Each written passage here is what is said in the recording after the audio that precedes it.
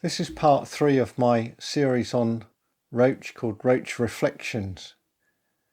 Today I want to talk about finding roach. And the first question is, what sort of roach are you trying to find? Are you trying to find big ones, monsters, enough to have a decent day's sport with a few netters, lots of small ones? It all makes a difference to what you want. I've roach fished for a very long time now, we're talking 50 years, and caught lots and lots of big ones. And it depends what you define by big ones, but anything over a pound as far as I'm concerned is a cracking roach, and a 2-pounder for many is still a fish of a lifetime, and a 3-pounder is something that probably doesn't exist. But I have seen 3-pounders on the bank. I've caught them, caught plenty not far off that as well. But nowadays I go roach fishing and I think, if I can catch one of half a pound, maybe a bit bigger, a net fish, and a few more to go with it, and bear in mind I often fish for just a couple of hours, have to fit it in with other things that I need to do during the day, then to be honest with you, as long as it's a bit of enjoyment, relaxing fishing, I'm quite happy. It doesn't matter. There are days on the river when I've bagged up, when I've caught, even last winter, anything up to over 90 roach in 4 hours. And to be honest, it gets boring at the end, even though some of them are over a pound, good fish in a strong current, pulling them back against that current. But when it's every throw a coconut, as they say, maybe that's not that exciting.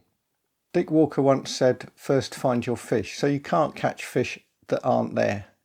So you've got to spend a bit of time finding the fish that you want. They're not evenly distributed through every swim in a stretch of water or still water.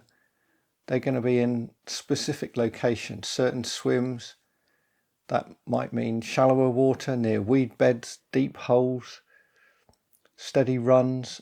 You've got to find out, you've got to get to know that bit of water that you're fishing.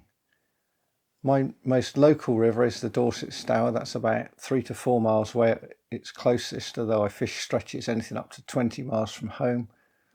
The Hampshire Avon is between 12 and 30 miles away, depending on where I've fished. The bits at Ringwood, and the lowest Avon, such as Sopley and Winkton, are around about 12, 13 miles away, so about 25 minutes to get to them. I'm at a disadvantage on the Avon. I don't know it that well. Fished it for many years, but not always for roach. And you're always up against the people who can get up at the crack of dawn, who live in, say, Christchurch or Burton or Ringwood, who can get the best swims. They know the best swims. They know when to fish them. And I don't want to fight for swims anymore. I don't want to have to try and get into a swim that's probably been hammered the last 5 days. So my relaxed approach probably gives me less monsters, but just as much enjoyment in what I'm doing. Getting to know the river, we'll talk about rivers now, is all about understanding what it's doing when it rains, how quickly it colours up. I can look at the flood gauge for Hamoon on the EA website, and I can see if it's rising or falling, and I know that what it's doing there will probably have an impact much lower down the river at Wimborne and Throop a day and a half or 2 days later. You may well see Throop come up the same day as it comes up at Hamoon, but that's the sort of local runoff. That will then drop before the main flood comes down the river, taking its time as it does so. And that's going to affect how coloured the river is, how it fishes, the temperature is going to affect it. But you've got to learn your piece of river. And there's a lot to be said for just finding a stretch of river that contains the roach that you're after and just fishing it hard for a whole season.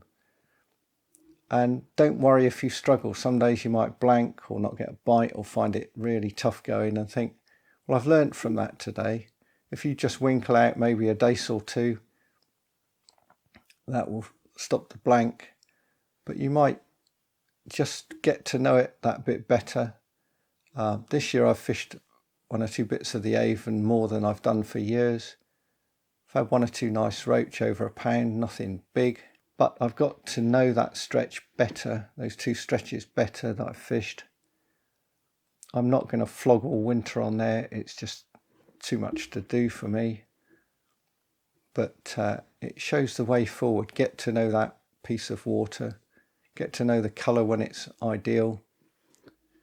And also you'll find that the roach move around as the season goes on. So in the summer they might be in the weedy swims and spread out all over the place. And then come late summer into early autumn, they start to shoal up, often shadowed by the pike. If you start getting pike trouble, my advice is move. Don't sit there letting pike take 8 or 10 roach. Wasteful, stupid behaviour really. You can't avoid the odd one, but if they're really aggressive, then get away from them. On still waters it's much more complicated, often a case of just, as I say, fishing the water until you get to know it, finding out where other people are catching the roach. And this applies on the river especially. In the old days people relied on press reports in Angling Times and Anglers Mail. Nowadays stuff is on Facebook while people are still fishing with photographs. They often don't give away where they've caught them, and that's a sensible thing. Going back 40 years when we were catching a lot of 2-pounders out of the Dorset Froom, we never ever reported anything to the angling press. And people who lived even in nearby Poole and Bournemouth, few of them got wind of what we were doing. 1 or 2 people let the cat out of the bag. But otherwise you were just never going to get the swims. Nowadays, every time someone catches a big one, it's in the press and all the rest of it. And you think, well, you're making a rod for your own back, really. To summarise really with location, it's a matter of fishing hard, getting to know a water, maybe even drawing a map of it to get to know the best swims. Persevere with it over a year or 2 or even more. And I think in the end, the results will come. There's no magic shortcuts. There's no magic rod or reel that will make a difference. It's putting all those things together, and locating the roach is the first big step. Once you've found them, you've got to work out how to get them to feed, what tackle you need, and what bait you need, which relates to the feeding. And I'm going to cover those subjects in later videos. Hope you've enjoyed this video. Please click like and subscribe to the channel. There's a lot more to go on this particular series of roach reflections.